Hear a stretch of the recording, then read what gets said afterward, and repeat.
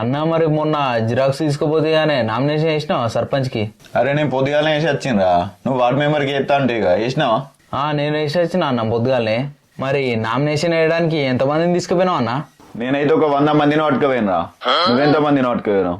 నేను 50 మందిని పట్టుకుపోయినా అన్న. ఇక ఎమ్మెల్యే ఫోన్ చేసిండు అత్తా అని, కానీ నేనే ఊరోళ్ళు సరిపోతుంది కానీ వద్దన్న. నాకు తెంపి ఫోన్ చేసిండ్రా అత్తా అని. నేనే ఇచ్చిన దానికి ఎందుకని వద్దన్నా. మరి నామినేషన్ వేసేటప్పుడు ఫైనాన్స్ డీటెయిల్స్ ఏం నింపినావు అన్న? అరే నా గురించి నీకు తెలియదారా? 500 ఎకరాలు ఉన్నాయి, 5 ఎకరాలను రాసిన. 2 బెంజ్ కార్లు ఉన్నాయి, 2 బండ్లని రాసిన. ఇక నా దగ్గర 20 లక్షలు ఉంటే 2 లక్షలని రాసిండ్రా. ఇక నీకు తెలుసుగా అన్న, ఈ 200 ఎకరాలు ఉంటే 2 ఎకరాలని రాసిన. ఒక ఆడి కారు ఉంటే ఒక బండి అని రాసిన. ఓ 10 లక్షలు ఉంటే 1,00,000 రూపాయలని రాసిన. మరి 100 మంది వచ్చిర్రన్నావు, వాళ్ళకి ఏం మర్యాద చేసినావు అన్న? వాళ్ళని పొద్దుకినాక రమ్మన్నారా. ఇక వాళ్ళకి మర్యాద వేయాలి కదా. ఇక నేను కూడా పొద్దుకే రమ్మన్నా. మరి ఏం తెప్పిద్దాం అనుకుంటున్నారా వాళ్ళకు? నా దగ్గర అయితే ఒక 200 ఉన్నాయన్న.